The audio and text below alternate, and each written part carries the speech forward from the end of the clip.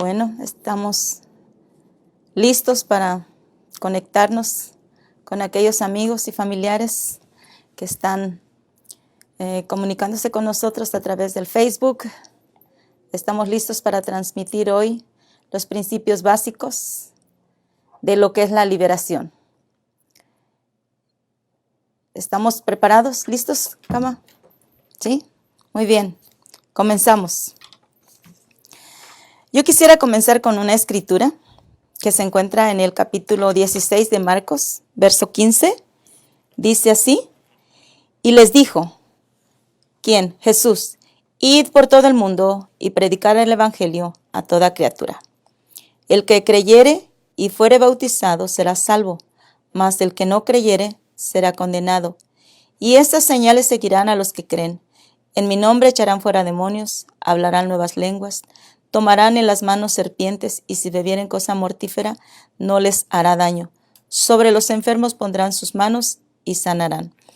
Esta es mi base para comenzar esta enseñanza, que es principios básicos de lo que es la liberación.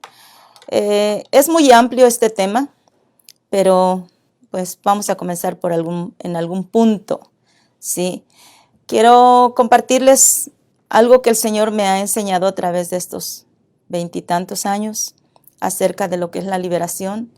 El único propósito no es para decir todos están mal y yo estoy bien, sino para que conozcamos una parte de lo que Dios a mí me ha enseñado. Quizá yo necesito ponerme a los pies de alguien más para que me enseñe, en eso estoy de acuerdo, pero quiero compartir mi experiencia, lo que yo he podido vivir a través de este tiempo con lo que es la liberación. La unción para liberar a los cautivos está sobre todo el creyente. Acabamos de leer aquí en Marcos 16:15 que hay una señal para aquellos que creemos en Jesucristo. No es algo que nada más es para algunos cuantos, es para todos. Dice para todos los que creen. Yo sé que hay personas que dicen, no, eso no es para mí, pero no es precisamente lo que dice Jesús, es para el que creen. ¿Sí? Si tú crees en Jesús, tú estás listo para funcionar, para trabajar bajo una unción para liberar a los cautivos. Es un llamado a todos aquellos que creemos en Jesús. Y nosotros no tenemos otra opción. Él dice a los que creen, ¿sí? ¿Por qué lo repito mucho? Porque muchos dicen, no, es que esto nomás es para los pastores, no, es que esto es para los intercesores. No es así. Esto es para todos los creyentes, es para la iglesia en general. El único requisito es que creer en Cristo. Pero si tomamos como base eso y que todos los que están conectados creemos en Jesús, esto es para ti, ¿sí? La unción para liberar a los cautivos debe estar vigente en la iglesia. No debe de ser en unas cuantas iglesias. Y vemos que el porcentaje en los Estados Unidos es muy bajo acerca de aquellas que se dedican a expulsar espíritus de las personas. ¿Por qué? Bueno, eso no puedo contestar por qué. Alguien me dijo, ¿por qué ahí en la iglesia donde tú pastoreas se manifiestan los endemoniados? Le dije, pues, ¿y por qué en la iglesia donde yo voy no sucede eso? Le digo, mira, yo no puedo decirte por qué en aquella iglesia no sucede. Te puedo decir por qué en la iglesia Poseer la Tierra sucede eso.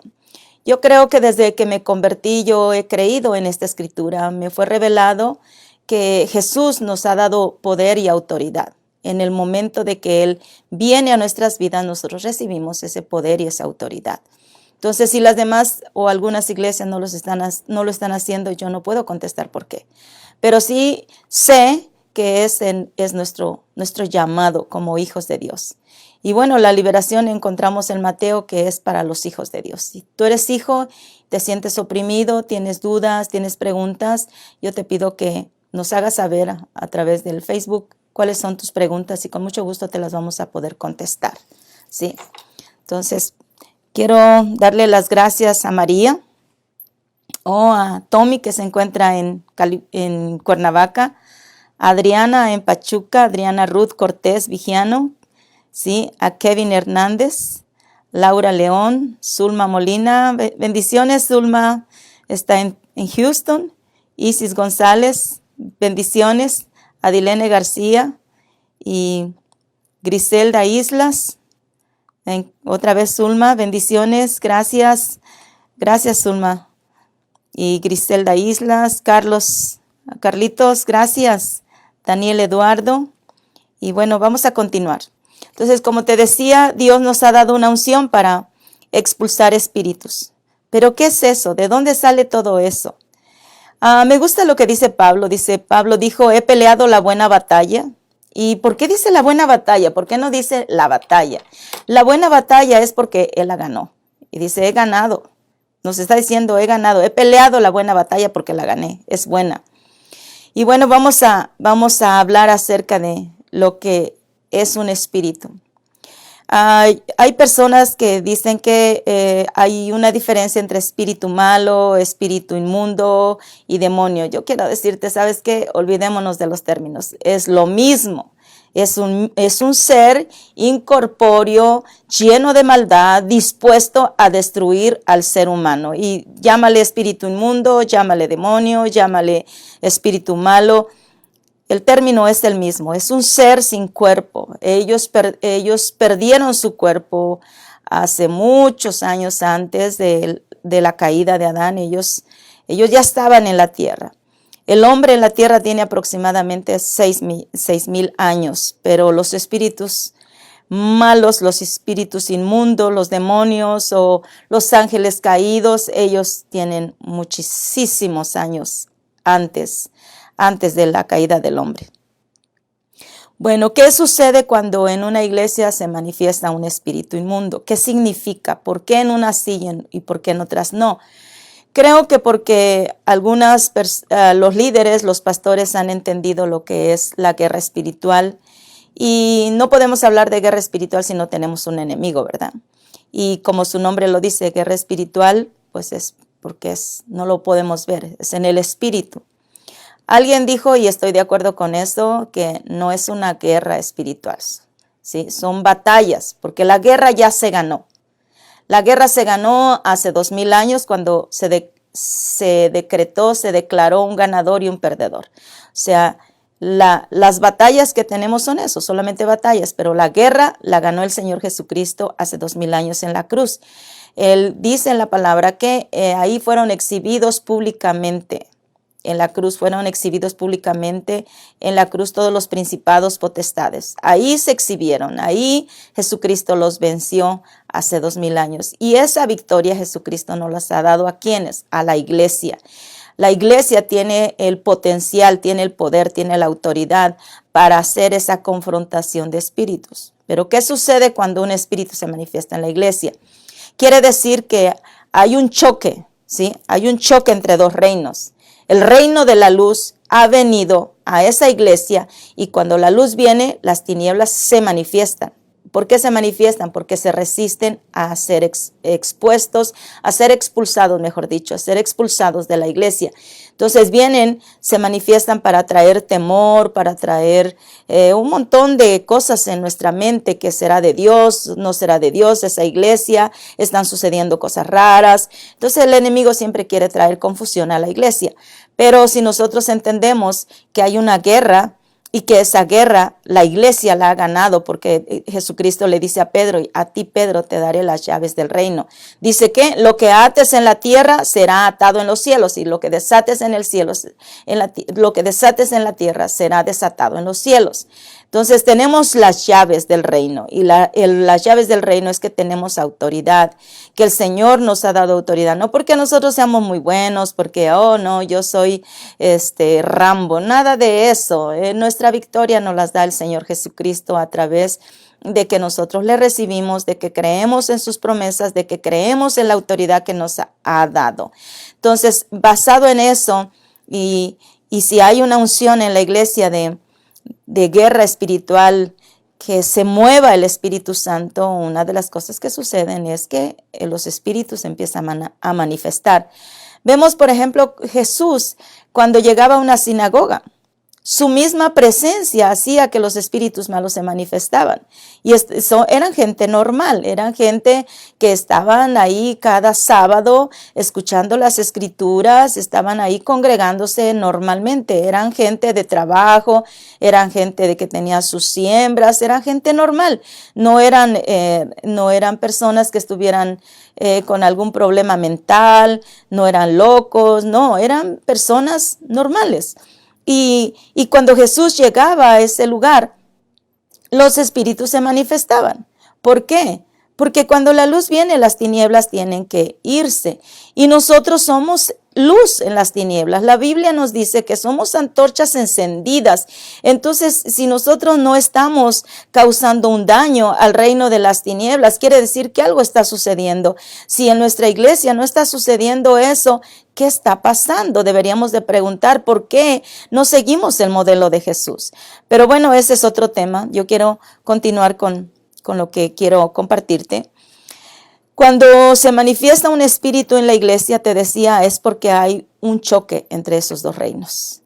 Y yo lo disfruto tanto porque puedo ver la supremacía de la autoridad de Jesucristo sobre todos esos espíritus inmundos, que ellos están atemorizados cuando la presencia del Espíritu Santo está operando en la iglesia. Ellos se atemorizan, gritan, tiemblan y hacen diferentes manifestaciones. Por eso el hombre de Dios, el que está a cargo del liderazgo en la iglesia, necesita tener ese discernimiento para expulsarlo. Bueno, dice la palabra que Jesús expulsó un espíritu malo de un hombre que estaba en la sinagoga. Yo me pregunto qué pasaría si en nuestras iglesias se manifestara alguien así abiertamente violento. A lo mejor echamos para afuera al hombre con todo y espíritu malo, ¿eh? Bueno, es un chiste. No lo crean. Yo sé que somos una iglesia valientes y que vamos a confrontar las tinieblas en el nombre de Jesucristo y hemos de ver el poder y la autoridad que tenemos en el reino. Bueno, nosotros tenemos autoridad. Somos la iglesia de Jesucristo. No somos cualquier cosa. Somos la iglesia de Jesucristo lavada con la sangre de Jesús. Y esa sangre nos da poder y autoridad. ¿Para qué? Para hollar serpientes y escorpiones y toda fuerza del enemigo. Y dice, y nada nos dañará. Bueno, vamos a ver quién más se ha conectado. Ya no sé. Ami, bendiciones. Toto Cruz, bendiciones. Mi Lady, qué gusto, mi lady. Qué gusto que estés conectada, mija. Bendiciones. Bueno, continuamos. Hay una iglesia, familia, hay una iglesia que sufre. Dice el Señor ahí en Éxodo, le dice a Moisés, yo he oído el clamor de mi pueblo. Cómo sufre a causa de que es esclavo en las manos de Faraón. Y esa iglesia dentro de su ser está clamando por conocer quién es Jesús, por conocer las promesas que Dios tiene para nosotros. Dice en 2 de Pedro 2:17, si no me equivoco, dice que Jesús nos ha dado su misma vida. Y nosotros no estamos viviendo la vida de Jesús. ¿Cómo era la vida de Jesús cuando estaba en la tierra? Pues Jesús no tenía gripa, no tenía tos, no se le enterraban las uñas. Y nosotros tenemos todas esas cosas. Entonces, ¿por qué nosotros no estamos viviendo la vida de Jesús? Porque a eso hemos sido llamados, a vivir como Jesús vivía aquí en la tierra. Entonces, nosotros necesitamos hacer algo, ¿sí? Hay cosas espirituales en nuestra vida, como por ejemplo, esos problemas de ansiedad, esos problemas de depresión. ¿Por qué tenemos ese problema de depresión? ¿Por qué rompemos en ira? ¿Sí? ¿Por qué no tenemos dominio? ¿Por qué no tenemos control sobre nuestro carácter? ¿Qué es lo que está sucediendo en nuestro ser interior? Alguien dijo, no, es que tenemos un problema de carácter. No es un problema de carácter. Bueno, en cierta forma sí hay un problema en el carácter, pero no es así como Dios nos diseñó. Es importante que nosotros vayamos al diseño original. ¿Cómo es que Dios nos diseñó? No nos diseñó así. A causa de la caída nosotros estamos padeciendo tantas cosas, pero hay una promesa. Dice que Jesús vino a buscar y a salvar lo que se había perdido. No solamente esa escritura nos habla de la salvación, nos habla que Jesús vino a buscar todo aquello que Adán perdió en el huerto del Edén, porque la palabra de Dios dice que Jesucristo es el segundo Adán. Y si es el segundo Adán, Él vino a recuperar lo que el primer Adán perdió. Entonces es importante que nosotros podamos disfrutar de esa promesa de bendición, de vivir la vida de Jesús, vivir la vida abundante. Pero, ¿por qué vivimos así? Porque hemos sido contaminados. ¿En qué momento? Muchas veces puede ser antes de ser, cuando fuimos engendrados en el vientre de nuestra mamá, puede ser cuando en el momento del alumbramiento, puede ser en la infancia, puede ser en la adolescencia. hay muchas circunstancias que nosotros pasamos y somos contaminados. ¿Y cómo somos contaminados? Por ejemplo, si nosotros hablamos desde el vientre de nuestra mamá. En el vientre de nuestra mamá hay muchas situaciones que suceden en el vientre materno. Por ejemplo, como un bebé siendo inocente, que no tiene nada que ver con el ambiente, puede ser contaminado. Bueno, nosotros como papás somos responsables de lo que se está gestando aquí en nuestro vientre. Y digo papás porque tanto es responsable la mamá como el papá. Si nosotros estamos embarazadas, ¿sí? Y está este bebé creciendo en nuestro vientre, ¿qué es lo que nosotros, con qué lo estamos nutriendo ese niño? Lo estamos nutriendo con amor, le estamos nutriendo con esa seguridad. El papá viene y le habla al bebé, acaricia el estómago de la esposa. Por lo general eso no sucede, ¿sí? Es muy raro. Amén de que dice la Biblia que en maldad he sido formado. Y si nosotros vamos un poquito más atrás de cuando estamos siendo formados en el vientre de la mamá, ¿qué sucede en el momento de cuando nosotros somos engendrados? En ese momento, ¿en qué ambiente estamos nosotros engendrando ese bebé? Eso es muy importante. Alguien me dijo, es un poco triste lo que voy a decir, pero es una realidad. Yo le hablaba acerca de cómo tú fuiste engendrada. Y le digo, y ella me comentaba, no, pues es que yo fui engendrada en adulterio. Mis papás no estaban casados y mi papá tenía a su esposa. Y le digo, imagínate, tú fuiste engendrada bajo un pecado de adulterio. Entonces ella tenía muchos problemas sexuales y le digo, ¿y tú te imaginas el ambiente cuando tú fuiste engendrada? Y me dijo, le digo, quizá hubo una renta de un hotel o no sé, una situación así media incómoda. No había un lugar preparado para que tú fueras engendrada. Dice, si yo le dijera que ni siquiera hubo una cama, fue en el monte. Ahí se entrevistaba mi mamá con mi papá. Y es triste, ¿no? De que, pues quedé embarazada. Y muchos de nosotros o algunos de ustedes piensan que son un ups.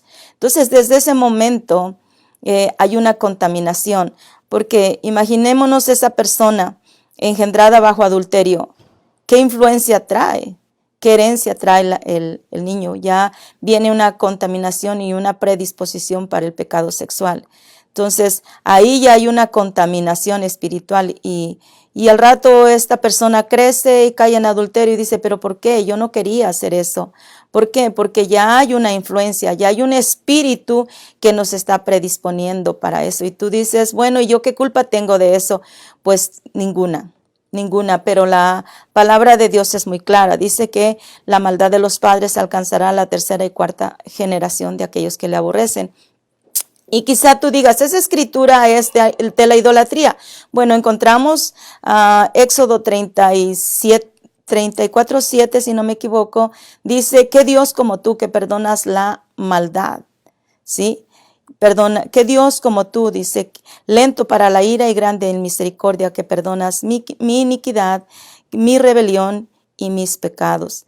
Y dice que, y que Dios no tendrá por inocente al culpable, que Él va a visitar la tercera y cuarta generación. Es importante que nosotros leamos toda la escritura y ahí vamos a encontrar que, como dice el Salmo 26:2, que la maldición nunca vendrá sin causa. Entonces, si nosotros tenemos una contaminación, hay una razón. Y estas clases son para que tú y yo descubramos cuál es la razón por la cual nosotros estamos tan saturados de cosas que no nos permiten relacionarnos con Dios, que venimos a la iglesia y no entendemos el mensaje, nos salimos como entramos, y eso es muy triste. Venimos a la iglesia y solamente hay chismes, hay crítica, hay murmuración. ¿Por qué? Porque la iglesia está enferma, porque estamos ministrando espíritus. No los estamos expulsando. Se sientan los demonios ahí en nuestras sillas y nosotros les predicamos a ellos, pero ellos están bloqueando al pueblo de Dios. Por eso no vemos que la gente crezca espiritualmente. Puede crecer la iglesia en número. Yo creo que eso es lo más fácil, que una iglesia pueda crecer en número. ¿Por qué? Porque el carisma puede hacer o todas las actividades atractivas puede hacer que nosotros hagamos crecer a la iglesia. Pero que una persona crezca espiritualmente, eso es otro asunto, porque es una transformación desde su ser interior y necesitamos comenzar con eso. Necesitamos, ¿qué es eso? Comenzar a expulsar los espíritus que están ahí estorbando y que nosotros no podemos recibir nuestra herencia, no podemos avanzar en el reino. Es como que avanzas 3 pasos y te vuelve a jalar. Yo no sé si tú a veces te sientes como en un círculo, que de repente estás bien y luego de repente estás mal, te arrepientes y vuelves otra vez y luego caes otra vez y te arrepientes. Y ¿sabes qué? No es la vida del creyente. Esa no es la vida que Dios tiene para nosotros. Entonces yo tengo una carga y una pasión por todos aquellos que sufren, por aquellos que no han entrado a disfrutar de su herencia, porque la palabra de Dios es muy, muy clara. Dice que tendremos vida y vida en abundancia. Yo quiero que nosotros disfrutemos esa vida, porque ese es el deseo de Jesús. Entonces, si tú eres de aquellas personas que dices, ay, me pongo a leer la Biblia y me quedo dormida, sabes, es un serio problema. Pero no te preocupes, aquí no solamente vamos a ver el problema, sino que vamos a traer la solución para tu vida, porque la iglesia tiene la responsabilidad de traer la solución a cada problema que hay en la vida del ser humano. ¿Por qué? Porque la Biblia tiene la respuesta hasta para aquellos que tienen miedo a la muerte, ¿sí? Entonces, en la Biblia es la palabra de Dios, es el manual para nuestra vida, y ahí vamos a encontrar todas las respuestas a nuestros problemas. Entonces, quisiera saludar a los amigos que siguen conectados y a aquellos que se están agregando. Juan Maye, Yolanda Almeida, bendiciones. Oh, Yolanda, bendiciones en San Diego. José Roberto Valladares, gracias Roberto, bendiciones. Bueno, vamos a continuar con el tema. Quiero que tú sepas que nosotros somos la generación de Josué, ¿sí? ¿Por qué somos la generación de Josué? La iglesia de nosotros se llama Poseer la Tierra. Y la generación de Josué es ese pueblo que entró y tomó su herencia. ¿Y cuál es tu herencia? Tu herencia es vivir en una tierra donde fluye la leche y la miel. ¿Y qué significa eso? Una vida abundante, ¿sí? Una vida próspera. Dice la palabra que Él quiere que nosotros seamos prosperados. Y prosperados no quiere decir solamente que yo tenga mucho dinero. Además, yo creo que eso es parte de la prosperidad. Pero nuestra prosperidad es desde aquí adentro. Dios quiere comenzar aquí, adentro de nuestro corazón. Esta mente tiene que ser cambiada, tiene que ser transformada, tiene que ser renovada. Y bueno, la liberación va junto con la renovación de nuestra mente, porque podemos echar fuera espíritus 30, 40 veces, pero si la mente no fue renovada, realmente nuestro trabajo es en vano. Entonces, hay una manera efectiva para que tú retengas la liberación y detectes. Principalmente, vamos a ir detectando qué espíritus son los que están dominando tu vida. Hay una iglesia que está enferma y que tiene un cáncer muy profundo. Se cree que la mayoría de las iglesias, el 80% de las iglesias, tiene gente con problemas de falta de perdón.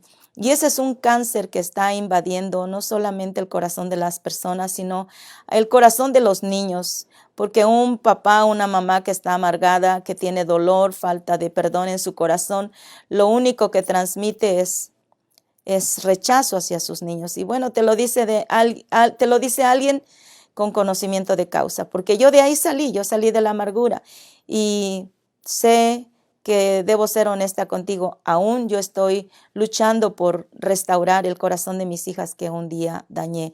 Y yo sé que está muy próximo ese momento. Dios es un Dios misericordioso, pero volvamos al tema. Ese cáncer, ¿cómo es posible que dentro de la iglesia tengamos esa situación? Y eso tiene que ver con operación de espíritus, porque quizá tú vienes a la iglesia y dices, yo quiero perdonar, pero no puedo, me cuesta trabajo, ya lo decidí en mi mente y quiero hacerlo con todo mi corazón, pero pasa un tiempo y vuelvo a recordar lo que la persona me hizo. Bueno, hay 3 pasos para poder perdonar. Número 1 es que tú lo decidas. Eso es lo más importante, que tú ubiques a la persona. ¿Y por qué hablo del perdón? Porque es con lo que más lidiamos y con lo que espíritus malos o demonios están dominando y tienen amarrado nuestro corazón. Entonces es importante que tú detectes, porque esa es la primera puerta. Yo no puedo hablarte que tú eches fuera a Jezabel, a Leviatán y todos esos poderes de alto rango. No te puedo llevar hasta allá si no comenzamos con lo básico, porque dijimos que son principios básicos. Y el principio básico para que tú comiences un proceso de liberación es el que tú puedas perdonar. Porque la Biblia es muy clara, en la oración del Padre Nuestro, ahí nos da el ejemplo. Dice que si nosotros no perdonamos, no podemos ser perdonados. Entonces es importante que tú puedas perdonar, porque si no perdonas, la puerta de la liberación está cerrada, porque estamos en desobediencia y en rebelión. Y eso es algo que no nos permite avanzar. Entonces, el principio más importante para que tú comiences a ser libre, y esa va a ser tu tarea esta semana, que tú vas a buscar y preguntarle al Espíritu Santo que te muestre cuáles son aquellas personas a las que tú no has perdonado. A veces nosotros creemos, no, que yo ya perdoné a fulano. ¿Ya lo perdonaste? Sí, pues él ya murió, ya Dios que lo juzgue. No. Tú tienes que decir, yo decido perdonar a fulano aunque ya esté muerto. ¿Por qué? Porque está bajo tierra, pero no lo tienes amarrado en tu corazón. Entonces, el que haya muerto no quiere decir que ya tú estás libre de ese resentimiento. Es importante. Y lo menciono porque yo he pasado por ahí. Entonces, es importante, lo repito, perdona. Esta semana vas a hacer una lista de todas aquellas personas que tú no has podido perdonar y que el Espíritu Santo te va a recordar. Ese es el primer paso, decidir perdonar. El segundo es declarar, en el nombre de Jesús, yo decido perdonar. Y quizá tú sientas que lo estás haciendo solamente de boca, pero no lo estás haciendo con el corazón. ¿Por qué? Porque hay un espíritu que está agarrando, está así aprisionando tu corazón para no soltar el perdón. Entonces, el que tú te mantengas confesándolo, ese espíritu se está debilitando. Va a llegar un momento en que tú le vas a decir a ese espíritu, en el nombre de Jesús, espíritu de resentimiento, te echo fuera de mi corazón, deja mi corazón. Esa es una estrategia maravillosa que Dios me ha dado. Yo lo puse en práctica. Yo tuve que perdonar a una persona que me hizo mucho daño. Es el hombre que mató a mi papá y me dejó huérfana, me dejó sin esperanza. Eso es muy difícil perdonar, pero Dios me ayudó. Entonces yo puedo ver que hay un espíritu que aprisiona el corazón para no soltarlo, para que tú no sea desatado ese perdón. Entonces ahí tienes que lidiar con ese espíritu que está estorbando para que tú puedas perdonar. Entonces es muy importante que tú analices qué está pasando en tu mente. Si en tu mente hay una guerra de que ¿por qué lo voy a perdonar? Esa no es la voz tuya, porque tú ya decidiste perdonar. Esa es la voz del enemigo. Entonces, esa voz tú le tienes que contestar y le tienes que decir, en el nombre de Jesús, yo ya decidí perdonar, voluntariamente yo perdono a fulano y lo bendigo. Y espíritu de resentimiento, sales de mi cuerpo es templo y morada del Espíritu Santo. Y tú vas a ver cómo algo sale. A veces uno llora, a veces estornuda, a veces quiere uno vomitar. Deja que todo eso fluya porque está saliendo de alguna forma ese espíritu. A veces bostezamos. Todo eso déjalo salir, no pasa nada. Quizá lo que algunas personas digan es que yo necesito ayuda. Sí, algunas personas necesitan ayuda porque hay tanto dolor en su corazón que muchas veces ese espíritu malo te bloquea. Entonces ahí es donde tú necesitas buscar a tu pastor, a tu líder y decirle, yo me siento así, no puedo perdonar. Y también si no puedes perdonar y no hay quien te ayude, yo te pido que te comuniques conmigo y en un momento oportuno yo te voy a contestar y te voy a decir, ¿sabes qué? Lo vamos a hacer así. Yo lo he hecho a través del teléfono y lo podemos hacer por el FaceTime. Y tú vas a ver que eso va a dar resultado porque creemos en un Dios sobrenatural, que no hay distancia, no hay barreras, Él está en todos lados, no hay límites para el poder de Dios. Entonces, si tú quieres ser libre, esta es tu oportunidad. Vamos a orar juntos y tú vas a salir. Como te decía, es importante que comencemos con la falta de perdón, perdonar a todos. Y cuando hayamos perdonado a todos, quizá tú digas, no, yo ya perdoné a todos. A ver, analízate. ¿Hay alguna persona que cuando la miras dices, ay, otra vez esta persona? No la has perdonado. Si alguien te molesta su presencia, quiere decir que no lo has perdonado. O si, por ejemplo, no quieres estar con esa persona. Por ejemplo, sucede mucho con los hijos, ¿sí? Los hijos adolescentes no quieren estar con mamá o con papá. ¿Por qué? Porque se han sentido lastimados por ellos. Entonces, esa es una señal de que hay falta de perdón. Dice la palabra que el corazón del hombre es engañoso y perverso. ¿Quién lo conocerá? Solo Él.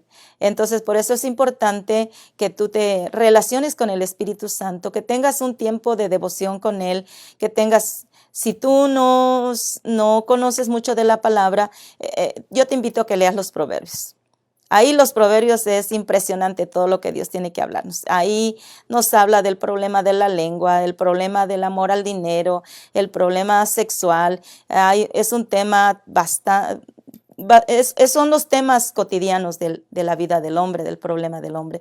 Entonces ahí vas a encontrar mucha enseñanza y mucha llamada de atención. Entonces practica lo que dice Deuteronomio 28. Si nosotros oímos la voz de Dios, ¿sí? Y la ponemos en práctica, vendrán sobre nosotros todas estas bendiciones y nos alcanzarán. Entonces, bueno, bendiciones Fernando de Luna, Luis Escobar, Sandra Carrillo, Elizabeth Serrano, bendiciones Liz, Griselda Islas. Bueno, gracias por haberse conectado y vamos a seguir con este tema que está bastante interesante. No sé cómo estamos en tiempo. ¿Sí? ¿Estamos bien? Ya se terminó el tiempo. Yo quiero seguir hablando. Bueno, una última recomendación. No se te olvide la tarea. Vamos a buscar a quien no hemos perdonado. Y bueno, aquí nos vemos el próximo jueves. Viene un tema muy importante. Vamos a hablar del rechazo. Eso es algo súper importante. Vamos a empezarle a dar en la cabeza a Satanás. Y yo estoy muy contenta y muy emocionada porque por fin logro transmitir lo que siempre ha anhelado mi corazón. Bueno, que pasen una linda tarde. Que Dios les bendiga y nos vemos el jueves a las 7:30. Bendiciones.